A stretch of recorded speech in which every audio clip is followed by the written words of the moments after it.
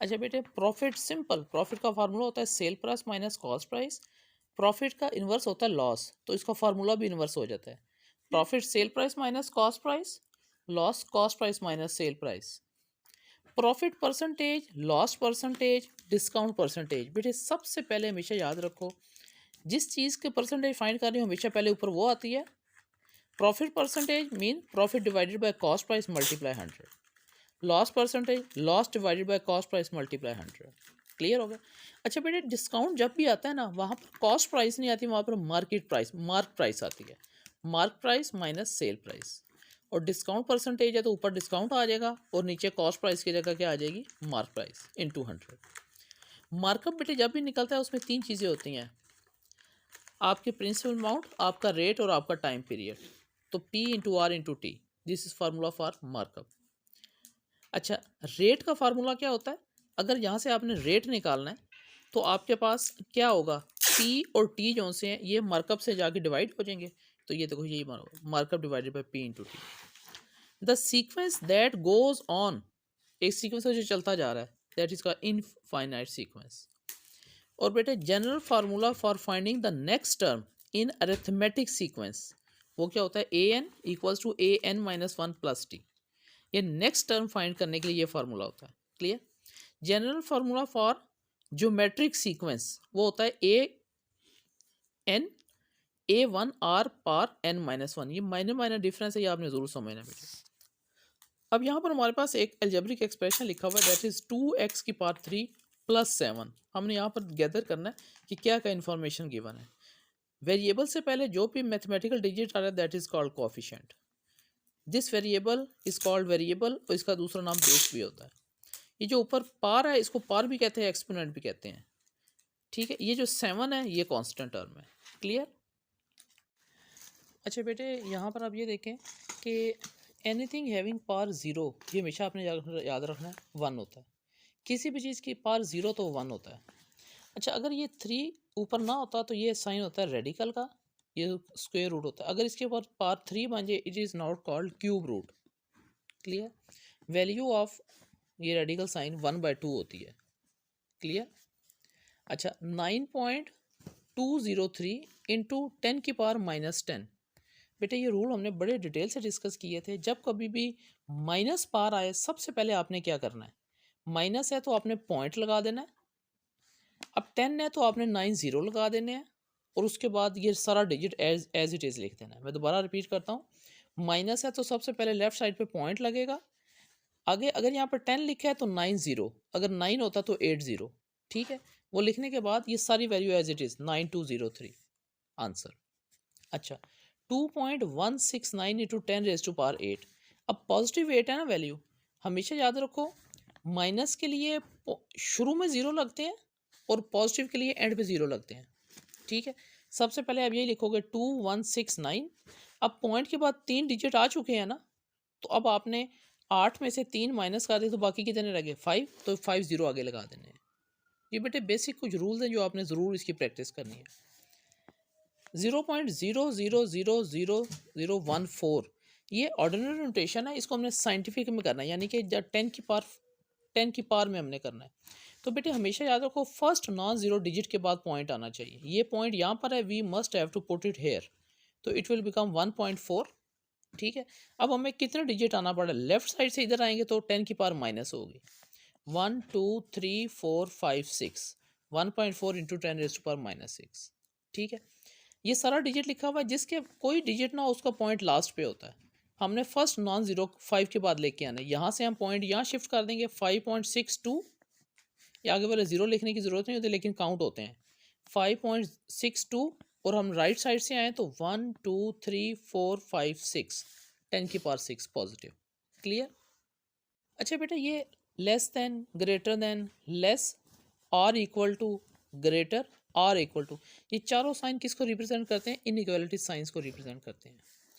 Inequality sign introduced by, ये philosopher था Euclid, इसने ये इंट्रोड्यूस किए थे।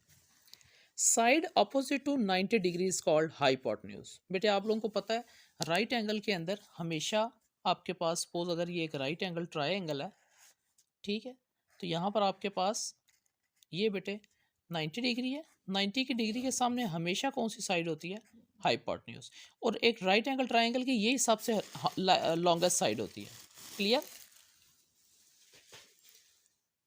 Hypotenuse is the longest side. अच्छा, इसका फॉर्मूला क्या होता है? A hypotenuse square equal to base square plus perpendicular square. बेटा ये पैथागोरस थ्योरम होता है। क्लियर? अच्छा, perpendicular is also called as, इसको बेटे एल्टीट्यूड भी कहते हैं, हमेशा याद रखें। और इसका एक और नाम भी होता है, इसको हाइट भी कहते हैं। ये हर चीज़ आपके बेटे माइंड में होनी चाहिए वाइल डिस्क्राइबिंग एनीथिंग। परपेंडिकुलर एक हमेशा स्ट्रेट लाइन होती है जिसको हम एल्टीट्यूड या हाइट भी कहते हैं।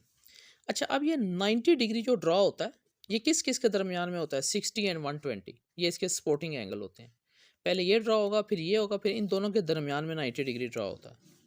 45 क्योंकि 90 का हाफ है तो ये 0 और 90 के दरमियान बनता है। 30 क्योंकि 60 का हाफ है तो ये 0 60 के दरमियान बनता है। 75 बेटे 60 और 90 के दरमियान बनता है। क्लियर? अच्छा बेटे, इसी तरीके से जो 105 का एंगल बनता है वो हमेशा 90 और 120 के दरमियान बनता है। बेसिक एंगल कौन से हैं? वो आपके 60 और 120 होते हैं, जो एक सेमी सर्कल के ऊपर आप एक लाइन ड्रॉ करते हो। यहाँ से आपका 60 और ये आपका 120, तो ये बेसिक एंगल होते हैं। Clear? Same shape but size different, इनको क्या कहते हैं?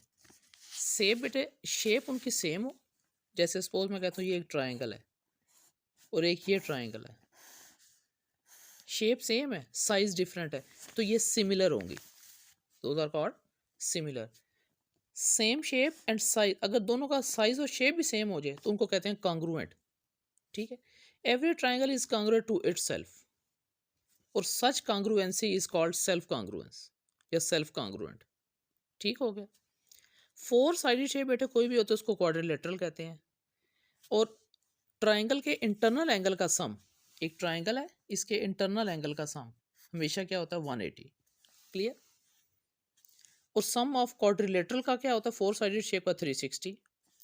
Bisection mean to divide into 2 equal parts. Bisect, आप एक लाइन है उसको अगर आप मिडल से करोगे ना कट, इसको कहते हैं बाइसेक्शन। अगर मिडल से नहीं करोगे तो ये, अगर इस तरह काट करो तो ये इंटरसेक्ट है। बाइसेक्ट में ये 2 इक्वल पार्ट्स में डिवाइड होता है। क्लियर? Bisect 2 equal parts. अच्छा बेटे, sum of measure of 2 sides of a triangle is always greater than the third one. ये हमेशा याद रखना है कि 2 ट्राइंगल के साइड्स का सम हमेशा तीसरे से बड़ा होता है, और 2 का डिफरेंस अगर 2 को माइनस करें तो तीसरे से हमेशा क्या होता है? छोटा होता है। Difference of measure of any 2 sides of a triangle is always smaller than the third side. अच्छा, angle bisector of internal angle of a triangle are concurrent. ठीक है बेटे, मैंने आपको हमेशा बताया था जो कंकरेंट होता है, एक ट्राइंगल है, हमने इस एंगल बाइसेक्टर ड्रॉ की है।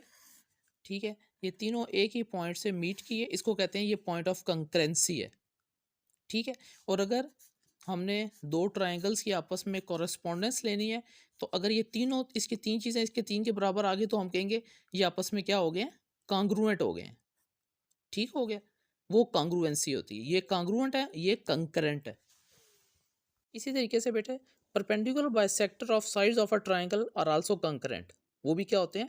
कंकरेंट होते हैं। क्लियर? अच्छा, इसके बाद बेटे आपके पास आ जाता है the collection of information in the form of facts and figures is called data. अच्छा, टाइप्स ऑफ डाटा बेटे कितने किस्म के हैं? Line graph, type of graph, line graph, bar graph, multiple bar graph और पाई ग्राफ। ये कैसे? सबसे पहले हमने कहा लाइन ग्राफ। बेटे आपको पता है कि हमारे पास लाइंस ग्राफ क्रिएट होते हैं, डिफरेंट पॉइंट्स को मिक्स करते हैं। ठीक है? Line graph. बार ग्राफ क्या होते हैं? आपको पता है कि आपके पास सिंपल हॉरिजॉन्टल बार ग्राफ भी बनते हैं, ठीक है, और वर्टिकल बार ग्राफ भी बनते हैं। क्लियर? मल्टीपल बार ग्राफ क्या होता है कि आपके पास इंफॉर्मेशन इस तरह है कि आपके पास 2 स्टूडेंट की इंफॉर्मेशन है। ठीक है?